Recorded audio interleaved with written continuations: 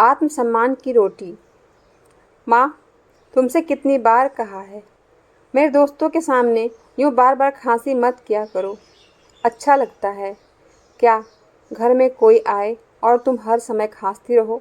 तुम्हें शायद पता नहीं, तुम्हारी खांसी की आवाज़ से परेशान होकर मेरे दोस्त यहाँ से जल्दी चले गए। और एक दोस्त तो यह भी कह रहा था कि उस दिन भी तुम्हारी माँ बहुत खांस रही थी। अब तक उनकी खांसी गई नहीं क्या? कहीं उन्हें कोई गंभीर रोग तो नहीं? हमें यहाँ आना बंद करना पड़ेगा। और हितेश, तेरे परिवार का ध्यान रख, वरना कहीं इनकी वजह से तेरे परिवार को कुछ रोग ना हो जाए। माँ, आप अपने कमरे से ज़्यादा बाहर मत निकला कीजिए, हितेश गुस्से में अपनी माँ कलावती जी से बोला। पीछे से हितेश की पत्नी सीमा भी बोली, हितेश, मैं तो तुम्हारी माँ को समझा समझा कर थक गई, मगर इनके कानों को तो जूं तक नहीं रेंगती। पूरे घर में यूं ही खांसती खांसती घूमती रहती है। इन्हें तो इतना भी पता नहीं कि मुंह पर हाथ रखकर खांसी खानी चाहिए। घर में दो छोटे छोटे बच्चे भी हैं, कम से कम इनके बारे में ही सोच लेती। मगर नहीं, इन्हें अपने कमरे में एक जगह बैठा ही नहीं जाता। कलावती जी बोली, तुम दोनों के पास ना तो मेरे लिए समय है और ना मेरे लिए पैसे हैं। घर के इलाज कर कर के थक गई हूँ, मगर खांसी में कोई फ़र्क नहीं पड़ा। फिर भी तुम लोग मुझे अस्पताल लेकर नहीं जाते, उल्टा कहते हो कि खांसी मत खाओ। भला खांसी कोई जानबूझकर खाता है क्या? कितनी बार कहा मुझे डॉक्टर को दिखा कर आओ, मगर तुम दोनों को अब इस बुढ़िया की फिक्र कहाँ है? सीमा हाथ जोड़कर बोली, माँ, आप अपने कमरे से बाहर मत निकला कीजिए, बस इतनी मेहरबानी कीजिए। हाँ, नहीं है हमारे पास आपके लिए पैसे। मेरे भी दो बच्चे हैं, उनकी जिम्मेदारियां पूरी करें या आपके पीछे पैसे लुटाएं। आपको तो बस बैठे बैठे मुफ्त की रोटी तोड़नी आती है, काम की ना काज की, दुश्मन अनाज की। कलावती जी बोली, बहू, अब तक तो सारे घर का काम तुम मुझसे ही करवाती आई हो। तुमने तो सिर्फ बच्चे बड़े करने में ही अपनी उम्र बिताई है, मगर मैंने इस मकान को घर बनने में अपनी उम्र बिताई है। घर का एक एक कोना सजाया है मैंने, घर का साफ सफाई से लेकर रसोई भी संभालते आई हूँ मैं। मगर आज जब इतने दिनों से यह बुढ़िया खांसे जा रही है तो किसी को रत्ती भर भी फर्क नहीं है मेरी। हितेश बोला, माँ, सीमा बिल्कुल सही कह रही है। अब आपकी तो उम्र हो चली है, मगर मेरे बच्चे के सामने तो उनका पूरा भविष्य पड़ा है। आपको तो अब भगवान उठा भी ले तो कोई बात नहीं। कलावती जी बोली, वाह बेटा, अच्छा सिला दिया है तूने मेरी ममता का।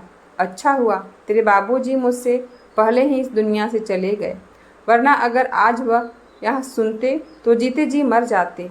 हमने जब तुझे पाला पोसा तो कभी तेरे दादा दादी को नज़रअंदाज नहीं किया, क्योंकि तेरे आने से उनकी अहमियत कम नहीं हो गई थी। माना इंसान पर अपने बड़ों और अपने छोटों दोनों का भार होता है, मगर इसका अर्थ कदापि यह तो नहीं कि वह बड़ों को मरने के लिए छोड़ दे। मगर आज तूने यह सब कह कर यह साबित कर दिया कि तुझे और बहू को मेरी बिल्कुल परवाह नहीं है।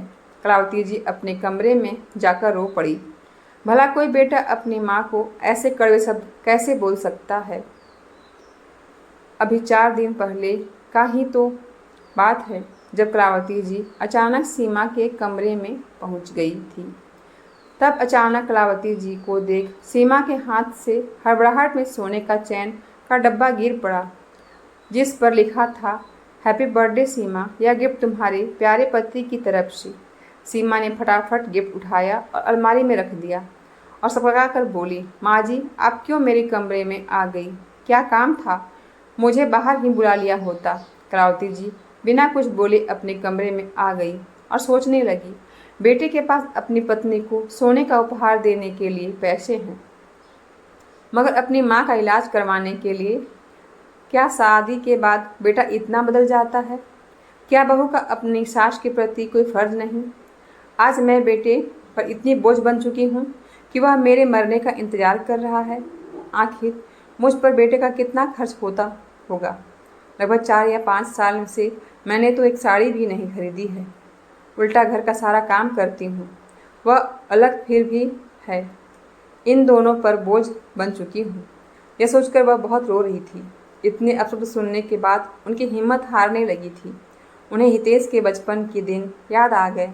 हितेश माँ कलावती जी और पिता रघुवीर जी का लाडला बेटा था। रघुवीर जी कहते, देखना कलावती, एक दिन हितेश पढ़ लिख कर हमारा नाम रोशन करेगा। हितेश केवल 10 वर्ष का था और रघुवीर जी का निधन हो गया, मगर कलावती जी ने सिलाई कढ़ाई का काम कर हितेश की पढ़ाई पूरी करवाई। आगे चलकर हितेश का पढ़ाई में मन नहीं लगता था। उसने जैसे तैसे पढ़ाई तो पूरी कर ली, मगर नौकरी नहीं की और खुद का व्यवसाय खोला। कलावती जी ने हितेश की शादी करवा दी। शुरुआती दिनों में तो सब सही चल रहा था, मगर धीरे धीरे बहू सीमा ने अपने असली रंग दिखाने शुरू कर दिए। 2 बच्चे के जन्म के बाद उसने घर के काम करने तो दूर, काम छूना तक छोड़ दिया। घर के सारे काम की जिम्मेदारी उसने कलावती जी के कंधों पर डाल दी। कलावती जी के कुछ भी कहने से सीमा बात का बतंगड़ बना देती और हितेश के कान भर देती। धीरे धीरे हितेश भी सीमा के रंग में रंगने लगा और कलावती जी को जो मुंह में आता वह बकने लगा। कलावती जी तो बहुत पहले से ही अकेली हो चुकी थी, मगर आज इतने कड़वे शब्द उसने सहन नहीं हो रहे थे। उनका रो रो कर बुरा हाल हो रहा था कि पास रहने वाली उनकी सहेली कमला घर आई। वह कलावती जी से बोली, एक खुशखबरी है कलावती, कल ही अपने गांव में एक डॉक्टर पति पत्नी आए हैं। सुना है विदेश से आए हैं, जो हम जैसे बूढ़ों का इलाज मुफ्त में कर रहे हैं। उनके साथ उनका 6 साल का बेटा भी है। सुना है थोड़े दिन यहाँ भारत ही रहेंगे ताकि मुफ्त में इलाज कर सके। कलावती जी खुश होकर बोली, क्या वे मेरा भी इलाज करेंगे? कमला बोली, मैं भी अभी सुबह उससे अपना इलाज करवा कर आ रही हूँ। कलावती, तू अभी चल मेरे साथ, तुझे भी बहुत समय से खांसी है। कलावती जी भी कमला के साथ उन डॉक्टर दंपत्ति के पास पहुँचती है और अपना इलाज करवाती है। उनसे जो लेडी डॉक्टर थी वो कलावती से कहती है, माँ जी, आप एलर्जी वाली खांसी हो गई है, आपको धूल मिट्टी से थोड़ी दूर रहना होगा, इसीलिए घर पर साफ सफाई के काम से थोड़ा दूर रहिएगा और अगर साफ करनी भी पड़े तो मुंह पर रुमाल लपेट कर कीजिएगा। कलावती जी कहती है, मैम साहब, मैं धूल मिट्टी से कैसे दूर रह सकती हूँ? मेरी बहू घर के ऐसे काम बिल्कुल नहीं करती। ऐसे सारे काम तो मुझे ही करने पड़ेंगे और मुंह पर रुमाल लपेट कर तो मेरा दम घुट जाएगा। डॉक्टर साहिबा बोली, कलावती जी, आपको इस उम्र में बहू के होते हुए यह सब काम से दूर ही रहना चाहिए। अब देखिए आपकी कितनी ज़्यादा खांसी हो गई है, जो रुक ही नहीं रही है। फिलहाल मैंने आपको दवाइयाँ दे दी है, मगर आपको 1 हफ्ता रोज़ यूं ही मेरे पास आना पड़ेगा ताकि मैं आपसे हो रहे बदलावों को देख पाऊँ। आप शायद जानती नहीं, 1 महीने के ऊपर की खांसी जानलेवा भी हो सकती है। कलावती जी बोली, डॉक्टर साहिबा, वैसे भी जान की किसको पड़ी है? मेरी जान अगली चल भी जाए तो मेरी परवाह करने वाला इस दुनिया में है ही कौन? खांस खांस कर बुरा हाल हो गया था, इसीलिए आ गई इलाज करवाने, वरना अपने आप से लगाव तो कब का खत्म हो चुका है। ये डॉक्टर को कलावती जी की बात से आभास हो चला कि वे बहुत दुखी हैं। कलावती जी अब रोज़ उनके पास जाने लगी। बातों बातों में पता चला कि उन डॉक्टर साहिबा का नाम रीमा है और वे दोनों दंपत्ति यह गांव में थोड़े दिन समाज सेवा करके वापस अमेरिका लौट जाएंगी। कलावती जी की रीमा से अच्छी दोस्ती हो गई थी। उनकी खांसी में भी आराम पड़ गया था।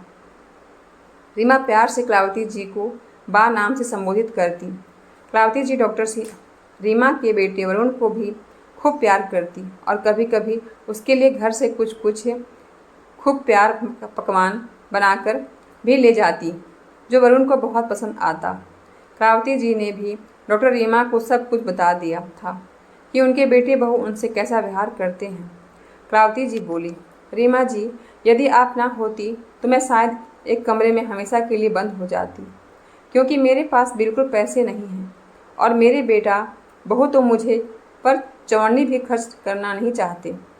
रीमा बोली, माँ जी, ऐसे बेटे बहू को तो आपको सबक ज़रूर सिखाना चाहिए। कलावती जी बोली, बेटा अब इस उम्र में क्या सबक सिखा पाऊँगी? रीमा बोली, माँ जी, आज की दुनिया में सभी को आत्मनिर्भर होना बहुत ज़रूरी है ताकि वह किसी पर निर्भर ना रहे। और ऐसे बेटे बहू को भी यह दिखा देना चाहिए कि वे अपने माँ बाप को कभी कमज़ोर समझने की गलती ना करें। क्रावती जी को रीमा की यह बात बिल्कुल सही लगी। रीमा क्रावती जी के जाने के बाद सोचने लगी, काश मैं बाकी कुछ मदद कर पाती। वरुण क्रावती जी के साथ बहुत घुल मिल गया था। यह देखकर रीमा ने क्रावती जी से हमेशा के लिए अपने साथ अमेरिका चलने के लिए कहा। रीमा बोली, माँ जी, हम दोनों दंपत्ति का तो अस्पताल में ही रात दिन बीत जाता है। अगर आप वहाँ आकर मेरे बेटे रसोई का काम संभाल ले तो आपकी इनकम भी शुरू हो जाएगी और आपको यहाँ आपके ऐसे बेटे बहू के आगे कभी हाथ भी नहीं फैलाना पड़ेगा। क्रावती जी पहले तो सोच में पड़ गई, क्योंकि उन्हें इस घर को अपने 60 साल दे दिए थे, मगर फिर भी बेटा बहू उनके नहीं हो पाए थे। वैसे भी ऐसे बेटे बहू के साथ रहकर अपना सम्मान खोने से बेहतर यही था कि डॉक्टर साहिबा के साथ जाकर आत्मसम्मान की रोटी खाना। क्रावती जी ने तुरंत हामी भर दी। क्रावती जी भी अब सम्मान की रोटी खाना चाहती थी। रीमा ने तुरंत उनका पासपोर्ट बनवाने की तैयारी शुरू कर दी।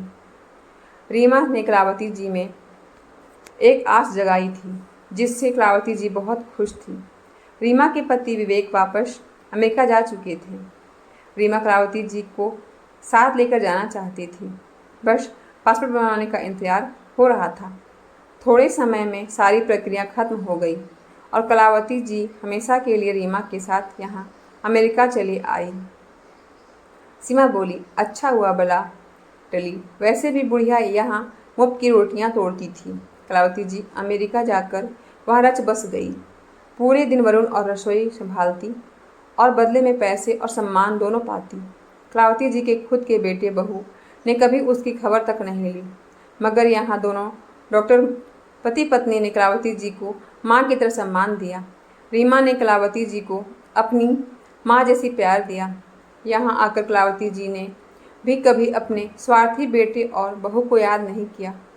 लगभग 15 वर्ष हो गए कलावती जी को अमेरिका में कि एक दिन अचानक उनके बेटे हितेश का उन पर फ़ोन आया और वह रोते हुए बोला, माँ, तुम्हारी बहू सीमा को ब्लड कैंसर हो गया है और मैं बहुत मुसीबत में हूँ। शायद हमने जो तुम्हारा हर पल तिरस्कार किया यह उसी का सज़ा है। माँ, मुझे माफ़ कर दो। क्रावती जी इतने सालों बाद बेटे की आवाज़ सुनकर कुछ देर बोली ही नहीं, मगर माँ कब तक अपने बेटे से नाराज़ रह सकती है। वे बोली, मेरे बचाए पैसे में से कुछ पैसे मैं तुझे भिजवा दूँगी ताकि तू सीमा का अच्छे से इलाज करवा पाए। हितेश बोला, माँ, बहुत मेहरबानी होगी आपकी। क्रावती जी फ़ोन रखकर सोचने लगी। इतने सालों बाद बेटे का फ़ोन आया भी, वह भी ज़रूरत के लिए। खैर, उन्होंने रीमा से कहकर अपने अकाउंट से 3 लाख रुपये निकलवा कर जो उन्होंने जमा कर रखे थे और भारत अपने बेटे को भिजवाए। सीमा का इलाज उन्हीं पैसे से करवाया गया। जो हितेश और सीमा कभी अपनी माँ को सम्मान ना दे पाए, आज उन्हीं के कमाए पैसे से अपना काम करवा पाए। क्रावती जी यहाँ अमेरिका में बहुत खुश थी, क्योंकि वह आत्मसम्मान की रोटी जो खाती थी, ना कि बेटे बहू के टुकड़ों पर पल रही थी। उन्होंने कभी नहीं सोचा था कि ज़िंदगी उन्हें नया मौका देगी। वे तो यह सोचकर हिम्मत हार गई थी कि शायद अब पूरी ज़िंदगी बेटे बहू के ताने सुनने पड़ेंगे, मगर भगवान ने उन्हें फिर से नया मौका दिया था, नई ज़िंदगी दी थी, जो वे आत्मसम्मान के साथ गुजर बसर कर रही थी। दोस्तों, हमें अपने घर के बूढ़ों और बुजुर्गों का बहुत सम्मान करना चाहिए, ना कि उन्हें इतना मजबूर कर देना चाहिए कि उनका प्यार हमारे प्रति हमेशा के लिए ख़त्म हो जाए।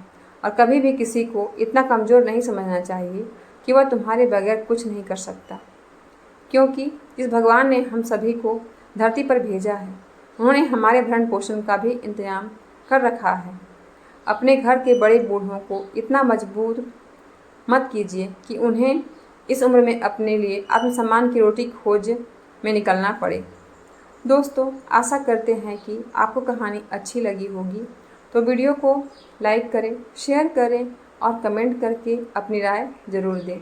मेरे YouTube चैनल पर पहली बार आए हैं तो सब्सक्राइब ज़रूर करें। धन्यवाद।